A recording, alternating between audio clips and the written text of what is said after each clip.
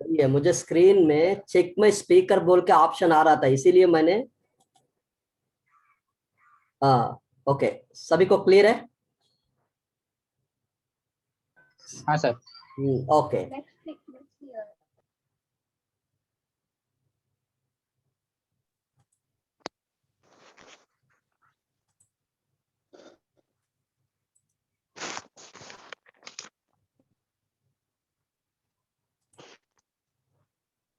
सबको स्क्रीन दिख रहे?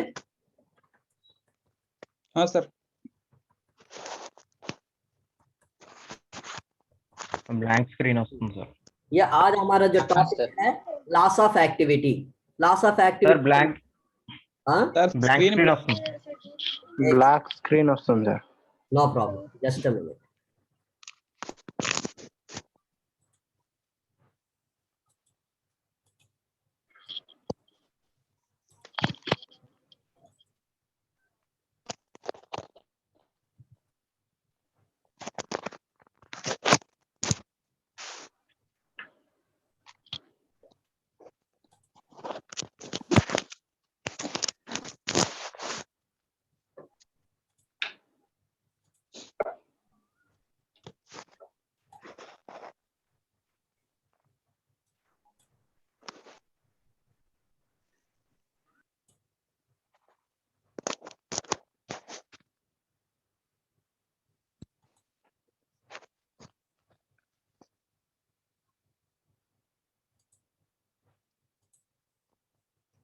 స్క్రీన్ కనిపిస్తుందా ఇప్పుడు? కనిపిస్తుంది sir. Okay.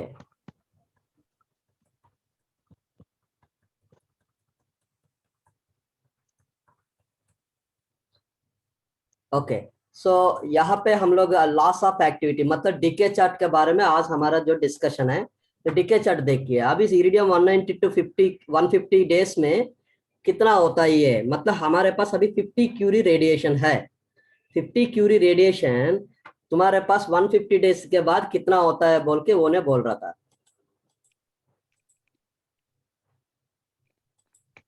Okay, so loss of activity formula है 8p is equal to a naught into 1/2 whole power n। So n is equal to, यहाँ पे n is equal to meaning है number of days divide by half life. Okay ma'am, so number of days divide by half life.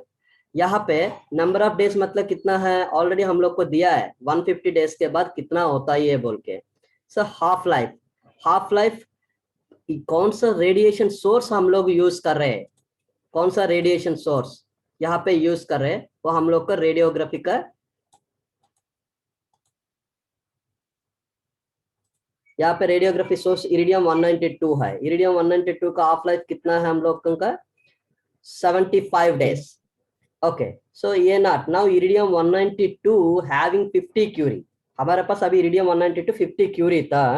ये 50 Curie 150 days के बाद कितना होता है बोल के हमारा जो कैलकुलेशन है। So formula A naught is equal to present activity कितना है 50 क्यूरी 1/2 की 1/2 होल पावर n का मतलब number of days, number of days कितना है 150 डेज, 150 डेज डिवाइड बाय, मुंह से पेन निकालो आशीष, 150 डेज डिवाइड बाय 75 ओके माँ।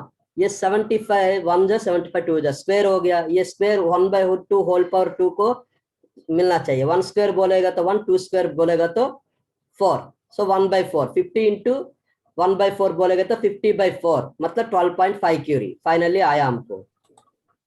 ओके, फाइनली कितना आया 12.5 क्यूरी। 12.5 क्यूरी। यह आंसर आप लोगों के लिए सही है गलत है?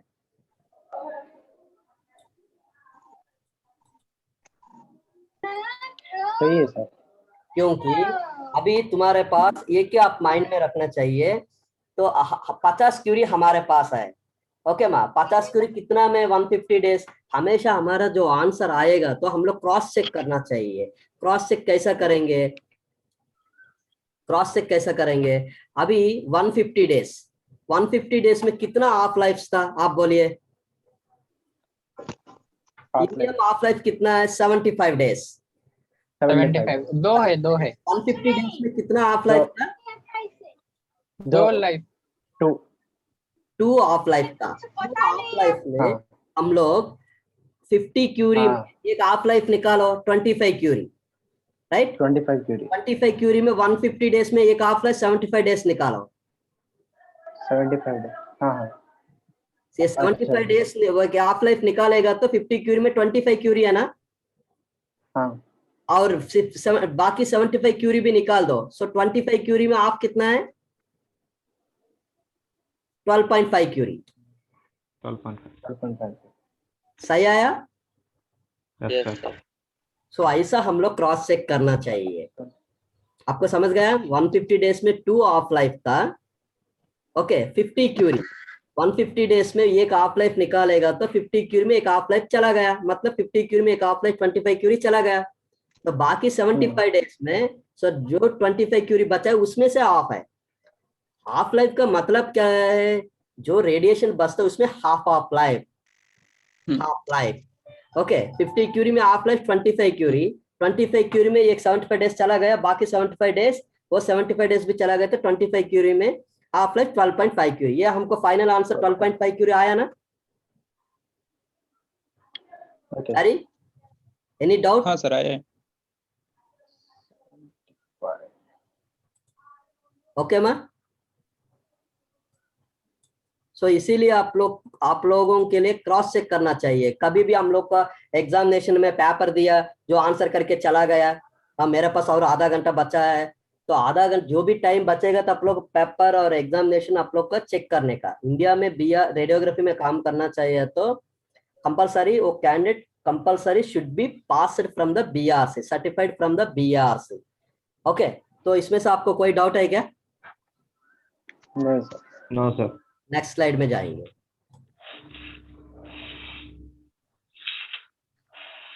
Principles of radiography.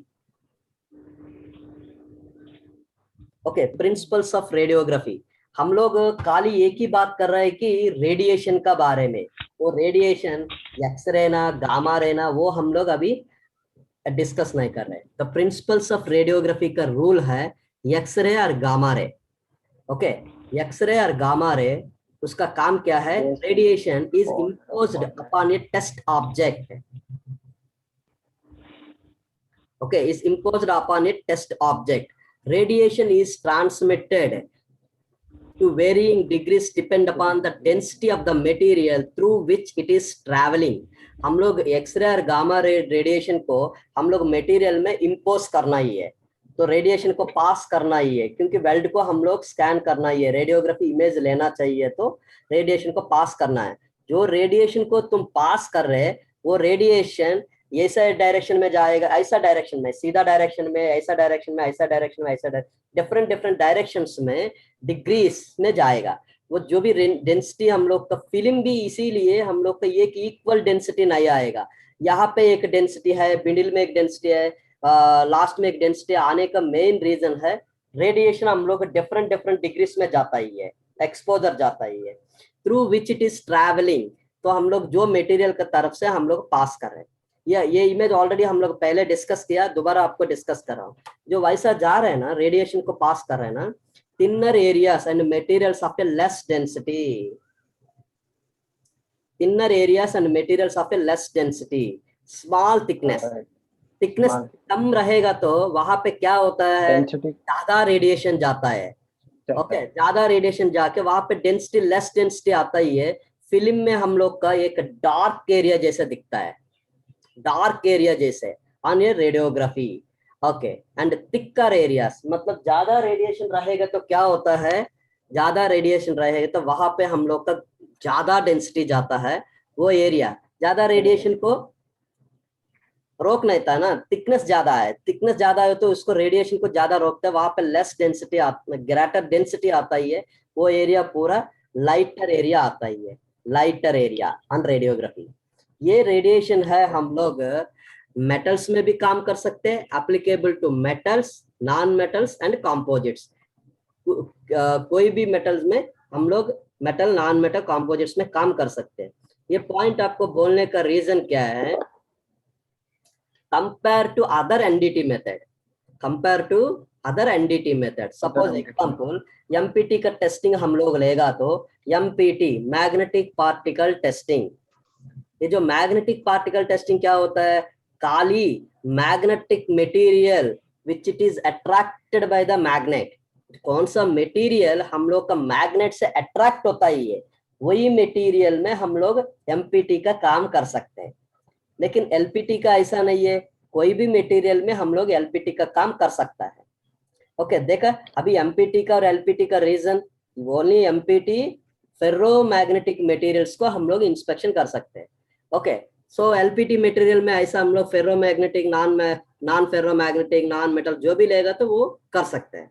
ऐसा कुछ रीजन है, इसीलिए हम लोग जो रिक्वायरमेंट का हिसाब से, क्लाइंट रिक्वायरमेंट के हिसाब से वो मेथड हम लोग फॉलो करना पड़ता है।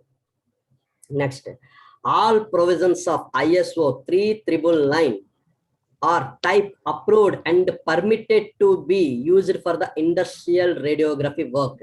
ये आपको ISO स्टैंडर्ड है इंडस्ट्रियल रेडियोग्राफी का, जो इंडस्ट्रियल रेडियोग्राफी का जो ISO कोड है ISO 399। ओके माँ,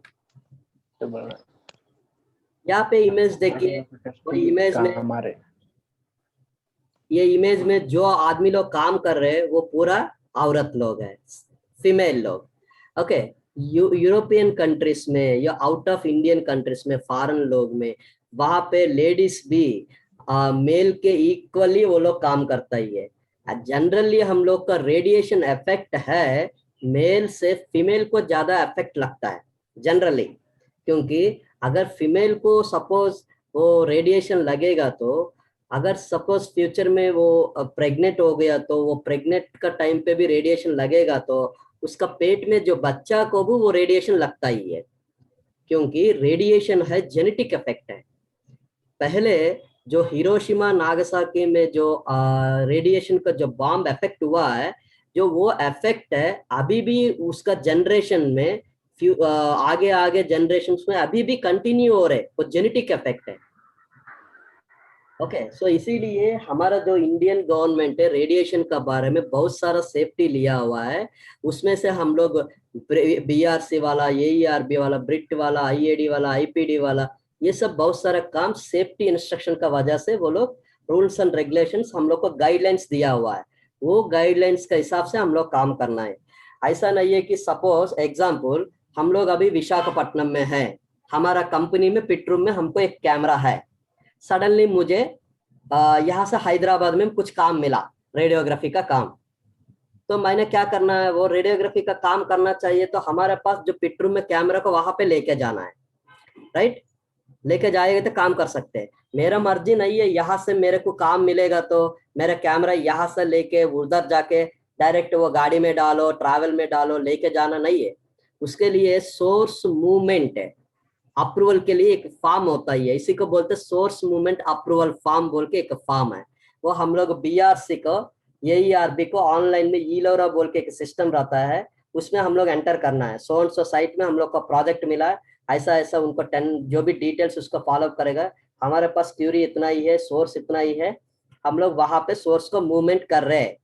ब्रिट को, एईआरबी को हर मूवमेंट उसको मालूम होना चाहिए। ऐसा रूल्स हम लोग को गाइडलाइंस दिया हुआ है, वो गाइडलाइंस यूज करके, सपोज तुम्हारे पास कैमरा नहीं है, उतना क्यूरी नहीं है, यहाँ से तुम उतना तक कैमरा तुम ट्रैवल नहीं कर सकते, एग्जाम्पल लॉकडाउन का सिचुएशन में, तो वहां पे क्या होता है, वहां पे तुमको कोई भी दोस्त का कंपनी, कोई भी पहचान वाला का कंपनी, अगर वो कंपनी अगर वो रेंट में देगा तो उनका कैमरा भी तुम्हारा कंपनी का नाम से तुम यूज कर सकते हो।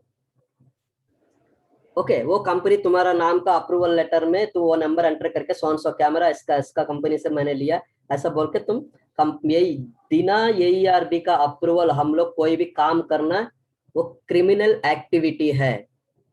ओके जो भी है गवर्नमेंट का अंडर में काम करना, ये रेडिएशन है, पब्लिक को अफेक्ट होने के लिए चांसेस होता ही है। Okay ma'am, next radiography testing. यहाँ पे रेडियोग्राफी टेस्टिंग हम लोग गामा रे के लिए डिस्कस करेगा। तो यहाँ पे देखिए एक छोटा सा वेसल का आउटसाइड में 2 फीमेल्स बैठा हुआ है, एक फीमेल ने हम लोग का सोर्स एसएफडी दे रहे, सोर्स एसएफडी दे रहे, बाहर से रेडिएशन का दे रहे, साथ में सर्वे मीटर भी है, अंदर से एक फीमेल ने फिल्म सेटअप कर रहा था। ओके ये फीमेल ने ऐसा ही रख के वो लोग सपोज एग्जांपल बाहर से रेडिएशन छोड़ेगा तो ये अंदर का फीमेल वो रेडिएशन उसको लगता ही है। ओके लेकिन ये इमेज का मीनिंग क्या है, अंदर से ये फीमेल अटैच किया ना, फिल्म को अटैच किया ना, ये फिल्म यहाँ से बांधने के लिए कोई चांस नहीं है। फिल्म वहां पर रखना चाहिए, सटाना चाहिए, बांधने के लिए कोई चांस नहीं है रस्सी से। अगर कुछ आदमी लोग क्या करेगा, उसके लिए दोनों साइड में फिल्म को इस तरफ से ऊपर से नीचे से प्लास्टर लगाएगा, 3-4 बार प्लास्टर लगाएगा वो सटाने के लिए। लेकिन वो तो मटेरियल ऑलरेडी अंदर से करोटेड मटेरियल है, कुछ स्क्रैप्ड रहेगा तो डस्ट रहेगा तो वो प्लास्टर 1-2 मिनट से ज्यादा टाइम चिपकता नहीं है, सटाता नहीं है। सपोज तुम चिपकाया बोल के तुम चला गया, एक्सपोजर टाइम 5 मिनट है एग्जाम्पल, 1-2 मिनट में क्या होता है वो प्लास्टर थोड़ा सा निकल जाता है, निकाल के फिल्म एक साइड में ऐसा ढीला हो जाता है। ढीला हो गया तो तुमको रेडियोग्राफी का काम, तुम बाहर से सोचेगा तो हाँ रेडियोग्राफी हो रहा है, अंदर जाके देखेगा तो टाइम ऑफ करने के बाद पर फिल्म डैमेज हो गया, रेडिएशन भी वेस्ट हो गया। इसीलिए आप लोग उस टाइम पे क्या करने का, फिल्म को दोनों साइड, सपोज ये फिल्म है, आपको फिल्म को ये कॉर्नर में मैग्नेट्स रखना है। मैग्नेट रखेगा तो एकदम चिपक के रखता है ना, मैग्नेट निकलेगा नहीं, वो फिल्म नीचे गिरेगा नहीं। सर ये आप लोग कॉर्नर में क्यों रखने के लिए बोल रहे हैं, मैं सेंटर में रखता हूँ, सेंटर में क्यों नहीं रख सकता है? सेंटर में नहीं रखना चाहिए, सेंटर में रखेगा तो क्या होता है, ये सेंटर में आप लोग का वेल्डिंग आता है, ये वेल्डिंग। ओके ये सेंटर में आपको वेल्डिंग आएगा तो तुम वेल्डिंग में ये मैग्नेट्स रखेगा तो वो मैग्नेट का जगह पे आपको वेल्डिंग दिखता नहीं है। ओके अगर वो वेल्डिंग में डिफेक्ट रहेगा तो आप लोग कैसा बोल सकते हैं? ओके माँ, सो इसीलिए आप लोगों के लिए मैग्नेट वहां पे परफेक्ट ऑप्शन है। ओके इसीलिए आप साइट में जाने के पहले काम को इमेजिन करना है, इमेज करना है कैसा है, अरे वहां पे काम कैसा रहता है, वहां पे क्या जरूरत है, क्या लेके जाना पड़ता है, ऐसा बोल के आपको एक्सपीरियंस आपको बताना चाहिए, आपको माइंड में आना चाहिए। क्योंकि वहां पे जाने का टाइम पे, जाने के बाद वहां पे तुमको कोई भी मटेरियल सप्लाई करने वाला नहीं रहता है। अगर वहां पे हजारों लाखों आदमी लोग रहेगा तो भी तुमको जो जरूरत है वो लोग कैसा प्रोवाइड कर सकते हैं? तुम्हारा जो चीज है तुम लेके जाना पड़ता है। ओके तुमको वो नहीं है, ये नहीं है तो तुम काम नहीं कर पाता है, वहां से काम नहीं कर पाएगा तो तुम वहां से ज्यादा प्लास्टर लगाएगा तो प्लास्टर भी बंडल भी काली खत्म हो जाता है। ओके माँ, और आपको जो भी इमेज हम लोग देखते हैं पिक्चर में, वो इमेज में हम लोग को देखने में, इमेज को एक्सप्लेन करने के लिए आपको कंपलसरी एक लेक्चर होना चाहिए, मतलब एक मास्टर होना चाहिए। इमेज देखने से हम लोग का सही तरीका, सही सोच आता है एंड गलत सोच भी आता है। जो बिना मास्टर आपका वो नॉलेज का वैल्यू नहीं है। जो हमारा एग्जाम्पल तेलुगु में बोलता है, तेलुगु में एक वर्ड बोलता है, गुरुवु लेनी विद्य गुड्डी मेल्ला। ओके सो जो मास्टर नहीं है तो आपको बताने वाला, आपको जो वीडियो देख के मैं समझ सकता हूँ, इमेज देख के मैं आइडिया बोल सकता हूँ बोलेगा तो वो एजुकेशन का आपको 100% फिलफिल नहीं है।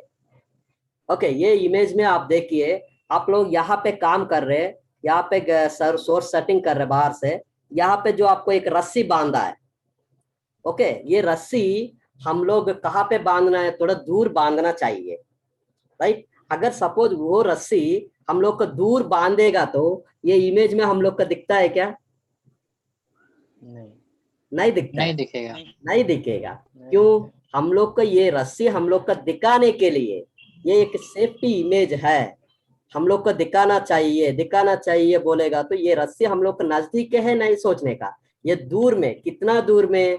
हम लोग का रेडियोग्राफी का काम एक बार चालू करेगा तो रेडिएशन का सर्वे मीटर में चेक करने का रीडिंग, जहां पे 0 रेडिएशन हार है वहां पे रस्सी एक्सटेंड करके बांधना है सराउंडिंग, उसको बोलता है कॉर्डन करना।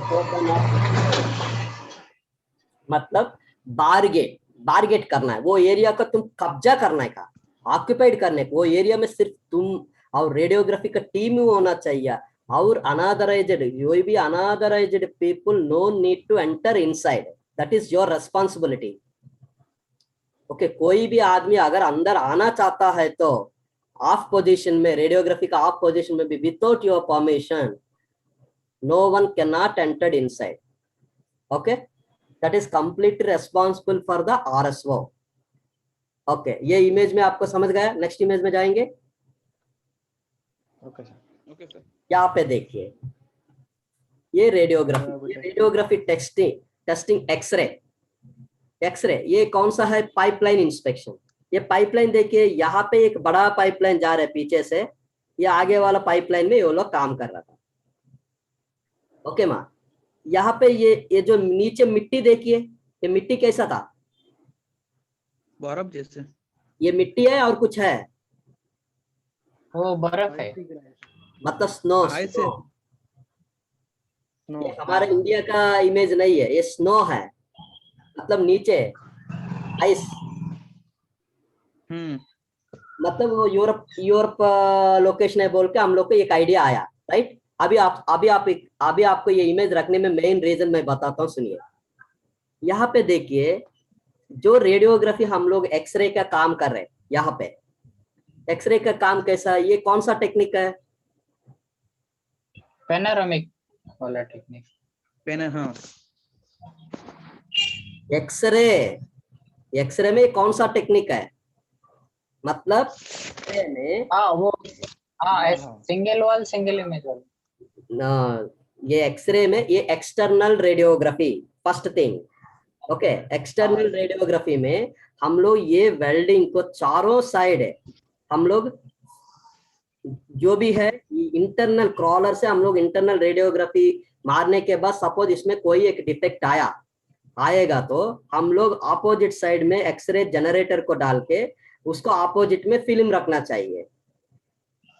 ओके, इसमें जो रेडिएशन हम लोग का एग्जिस्ट पॉइंट, फोकल पॉइंट से हम लोग को रेडिएशन आता है, बराबर वेल्ड में हम लोग को शूट करना है. जहां पे वेल्ड सेंटर से ये एग्जिस्ट पॉइंट रेडिएशन का फोकल पॉइंट रखेगा तो वो रेडिएशन आता ही है, उसके नीचे फिल्म डालेगा तो वो रेडिएशन उसमें से जाता ही है हम लोग का, तो ऑटोमेटिक एक्सपोजर हो जाता है. Okay ma'am, radiography of welded joints, ये आपको एक्सरे का रेडियोग्राफी का काम आएगा तो आप फॉरेन कंट्रीज में भी आप लोग काम कर सकता है. ओके, उस रेडियोग्राफी का मेन एडवांटेज क्या है बोलूं? रेडियोग्राफी का कोई सर्टिफिकेशन जरूरत नहीं है.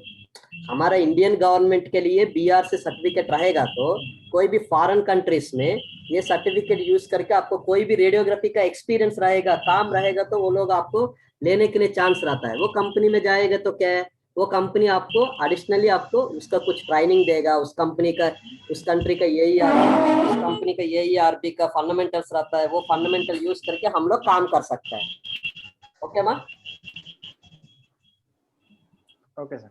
और नेक्स्ट है, यहाँ पे देखिए क्रॉलर. ये क्रॉलर मिशन है, ये एक्चुअली रोबोटिक क्रॉलर है. सो अपना जो क्रॉलर मिशन कैसा है, वो मेटल में पास होता ही है. हमारा जो मेटल में जो पास हो रहे रेडियोग्राफी जो कर रहे हैं वो मिशन, ये ग्लास का पाइप में हम लोग चलाएगा तो ये रुकता है क्या? टूट जाता है. हम लोग मेटल्स में कर सकता है बोलेगा तो उसी इक्विपमेंट से नहीं है. जो इक्विपमेंट हम लोग यूज कर रहे हैं वो इक्विपमेंट के अलावा वो इंस्ट्रूमेंट्स भी रहता ही है. ओके, ये इक्विपमेंट का जो पाइप, जो इक्विपमेंट का अलावा उसके लिए अलग एक इक्विपमेंट बना हुआ है. देखिए, समझा ना? उसका मतलब एक इंस्ट्रूमेंट से हम लोग हर काम नहीं कर सकते. जो इक्विपमेंट यूज कर रहे हैं, सपोज मैंने एक प्लास्टिक चेयर में खड़ा के मैंने जंप किया, कंटिन्यू जंप करेगा तो 1-2 सेकंड में वो टूट जाता है. लेकिन वो आयरन चेयर में मैं जंप करेगा तो टूटने के लिए चांस नहीं है, वो मेटल है. ओके, इक्विपमेंट का हिसाब से इंस्ट्रूमेंट्स रहता है, वो इंस्ट्रूमेंट्स हम लोग यूज करके काम करने का साइड में. ओके मैम, इसमें एक्चुअली विजुअल इंस्पेक्शन के लिए यूज कर रहा था वो रोबोटिक क्रॉलर है. यहाँ पे देखिए,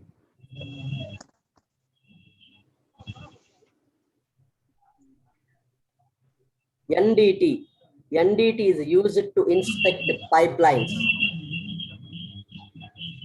to prevent leaks that could damage the environment. So हम लोग NDT किसके लिए यूज करता है? Pipeline inspection pipeline leakage pipeline inspection किसके लिए करता है?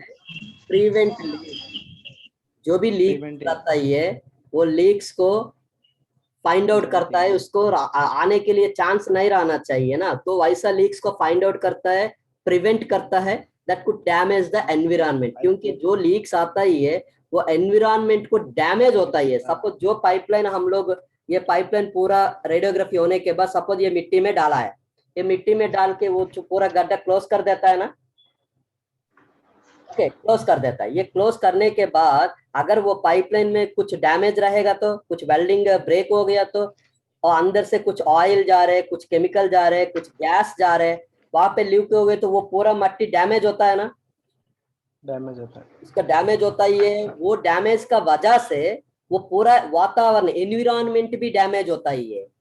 अगर वो डेंजरस, सपोज वो डेंजरस गैस है, एग्जाम्पल डेंजरस गैस हो गए तो वहां पे सराउंडिंग में पब्लिक मर जाता है। ओके, कुछ भी हो सकता है, जो इफेक्ट हो गया तो इंसिडेंट हो गया तो उसका इफेक्ट कैसा रहता है कोई भी नहीं बोल सकते। कुछ आदमी लोग बेवास हो सकते हैं, कुछ आदमी लोग मर सकते हैं, कुछ आदमी लोग का बायोलॉजिकल इफेक्ट्स भी हो सकता है।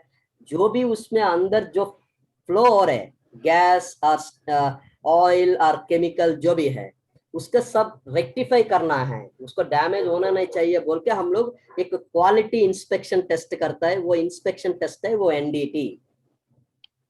ओके, और विजुअल इंस्पेक्शन, इसके लिए क्या करता है, जनरली हम लोग कोई भी मटेरियल पे क्वालिटी इंस्पेक्शन करना चाहिए तो विजुअल इंस्पेक्शन करता ही है और रेडियोग्राफी इंस्पेक्शन करता है। एनडीटी टेस्टिंग करने के पहले कंपलसरी हम लोग विजुअली टेस्टिंग करना चाहिए। Visual testing is very very important. First visually accept हो गया तो, विजुअल मतलब on surface of the material, visually हम लोग को जो भी दिखेगा तो वो डिफेक्ट नहीं है तो विजुअली एक्सेप्ट हो गया तो अंदर का जो भी डिफेक्ट्स रहेगा तो वो इंस्पेक्शन करने के लिए हम लोग एनडीटी का टेस्टिंग, सरफेस में तो एलपीटी, सब सरफेस में तो एमपीटी, मतलब पूरा वेल्डिंग के लिए चाहिए तो आरपीआर रेडियोग्राफी यूज करता है एज पर क्लाइंट रिक्वायरमेंट, अपना मर्जी से नहीं है। क्लाइंट उनका जो क्वालिटी डिपार्टमेंट एक क्वालिटी टेस्ट प्लान का हिसाब से वो लोग मैंडेटरी हम लोग को देता ही है, ये टेस्टिंग चाहिए बोल के, वो टेस्टिंग हम लोग करना ही है। अगर वो लोग हम लोग को सजेस्ट किया ये कौन सा टेस्टिंग करेगा तो चाहिए बोलेगा तो हम लोग सजेस्ट कर सकते हैं। ओके, नेक्स्ट इसमें क्या क्या लिखा है, इलेक्ट्रोमैग्नेटिक टेस्टिंग मतलब eddy current testing, some of the NDT methods are used, जो भी रिक्वायरमेंट है क्लाइंट का रिक्वायरमेंट का हिसाब से वो टेस्टिंग भी हम लोग करना पड़ता है। ओके मां, इक्विपमेंट्स, ये वेरी वेरी इंपॉर्टेंट चैप्टर है। यहाँ से आप लोग को एक चेकलिस्ट है, हम लोग साइट में काम करना चाहिए तो हम लोग को क्या क्या चाहिए, आप लोग को एक लिस्ट जैसा मैंने बना के रखा है। Okay, equipment requirement for radiography testing, हम लोग रेडियोग्राफी काम करना चाहिए तो क्या क्या चाहिए, ये एक्सरे करो या गामा रे करो जो भी है ये सब इंपॉर्टेंट है। फिल्म्स चाहिए हम लोगों का, ये फिल्म्स चाहिए, ये फिल्म्स कैसा चाहिए, कौन सा साइज का चाहिए, वो सब इसको कैसा कटिंग करने का, कैसा लोडिंग करने के, ये सब हम लोग फिल्म्स का चैप्टर है, ये सब चैप्टर्स है। लेड स्क्रीन्स, लेड स्क्रीन्स चाहिए, वो कैसा आएगा वो भी डिस्कस करेंगे। कैसे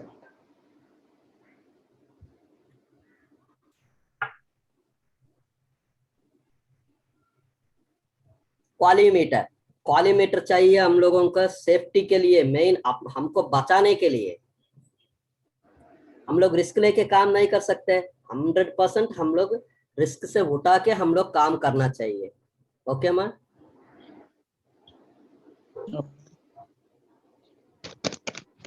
ओके, नेक्स्ट क्वालीमीटर, क्वालीमीटर के बाद डेंसिटी मीटर, ये सब हम लोग डेंसिटी मीटर, ये सब डेंसिटी मीटर कैसा रहेगा, क्वालीमीटर कैसा रहेगा, सर्वे मीटर कैसा रहेगा, रीडिंग आपको कैसा मेजर करना, ये सब हम लोग डिस्कस करेंगे।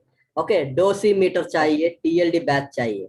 आपको ये सब फर्स्ट टाइम सुन रहे, अरे टीएलडी बैच बोल रहे सर, सर्वे मीटर बोल रहे, डोसीमीटर क्या है, ये सब आप लोग का इमेज के साथ अभी आपको दिखाएगा, वो साइट में कैसा काम करेगा आप लोग का बताइएगा तो आपको क्लियर कट समझ में आ जाएगा। ओके, फर्स्ट अपना जो टॉपिक है फिल्म्स, फिल्म्स का बारे में अभी डिस्कस करेंगे।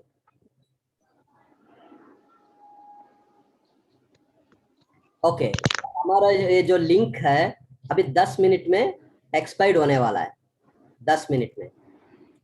ओके, ये 10 मिनट में एक्सपायर्ड होने वाला है। तो अभी 6:30 और है, ठीक है। आज हम लोग जितना डिस्कस किया एक्सपायर्ड हो गए तो आप बंद कीजिए, कल हम लोग नेक्स्ट क्लास में मिलेंगे। Okay, Okay. आपका इंटरेस्ट है नेक्स्ट और क्लास लेना?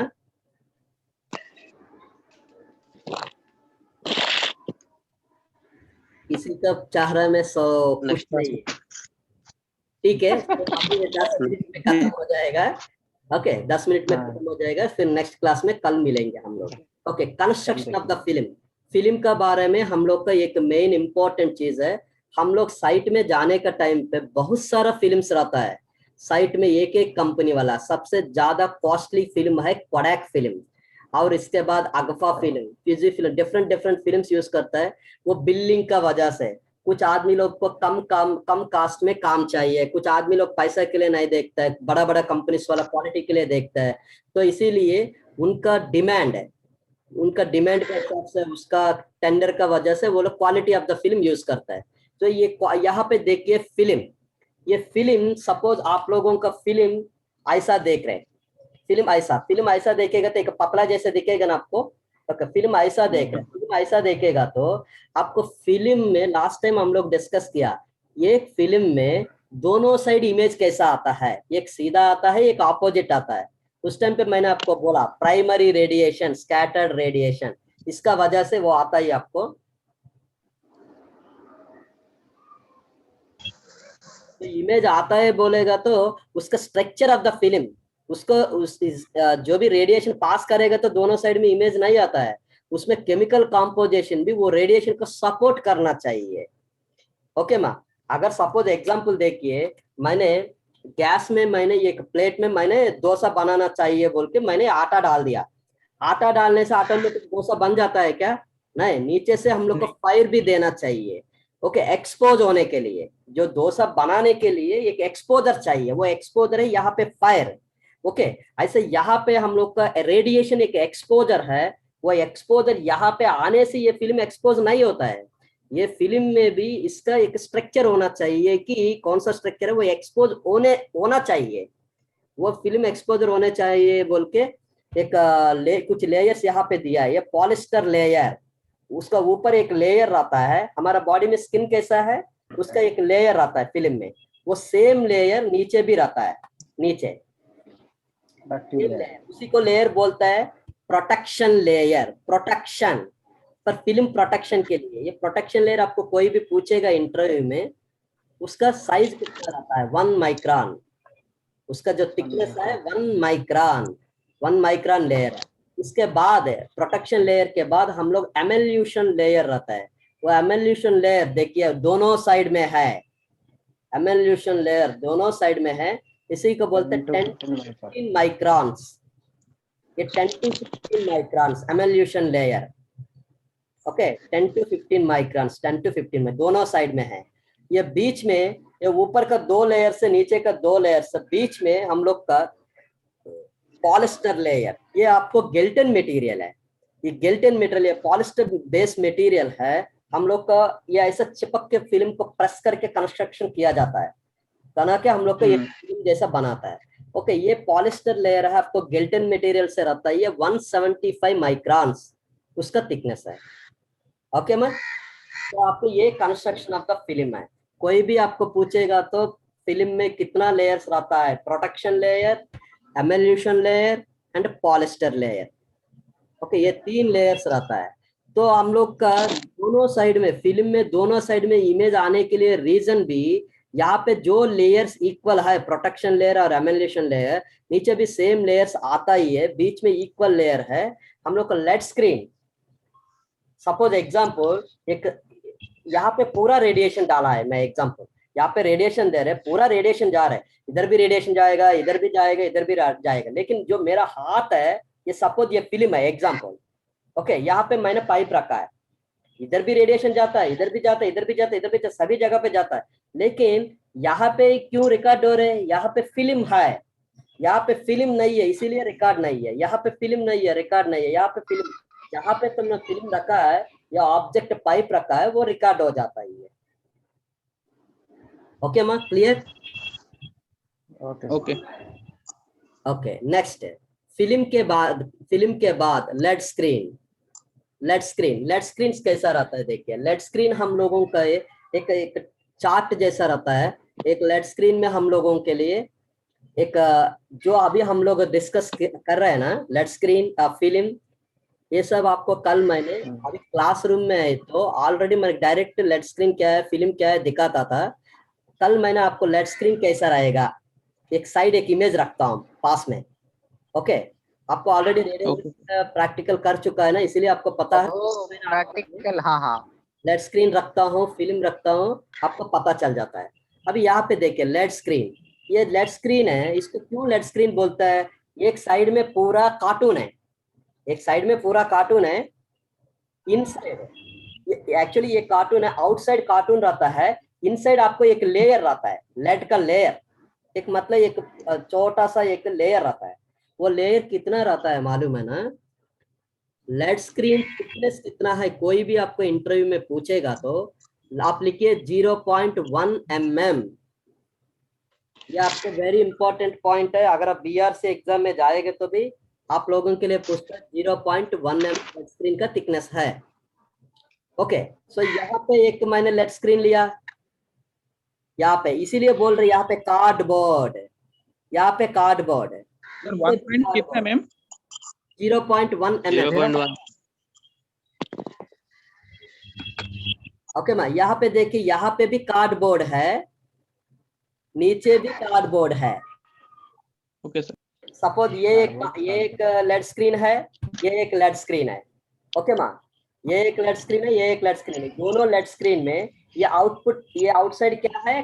कार्डबोर्ड है, मतलब कार्टून, एक अट्टा अट्टा नमटा। ओके, एक वुड वाला, सॉरी एक पेपर वाला, इधर भी कार्टून। प्लास्टिक मैं बोलने का टाइम पे आप मेरा साइड देखिए, आप लिखेगा तो समझ में नहीं आएगा। ये एक लेड स्क्रीन है, ये एक लेड स्क्रीन है, ये आउटसाइड एक कार्टून है, ये आउटसाइड भी कार्टून है। लेड किसमें है? लेड बीच में है। लेड ये है, लेड। ओके, लेड ये है, ये लेड है, इसमें 0.1 mm लेयर है, इसमें 0.1 mm लेयर है।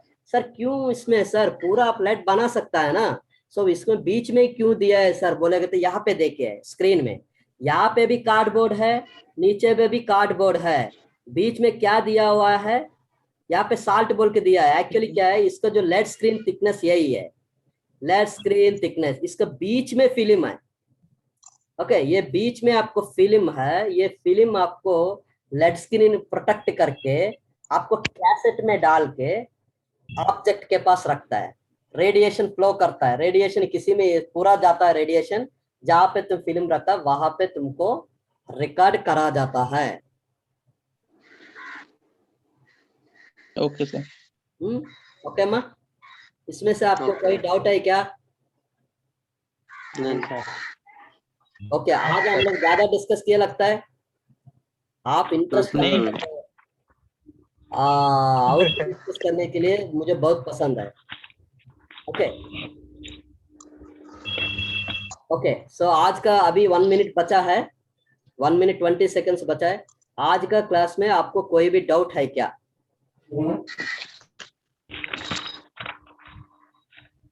आप डिस्कस कीजिए, आपका सेल्फ डिस्कशन कीजिए। आपका आज क्लास में एक एक स्लाइड में पीछे जा रहा हूँ।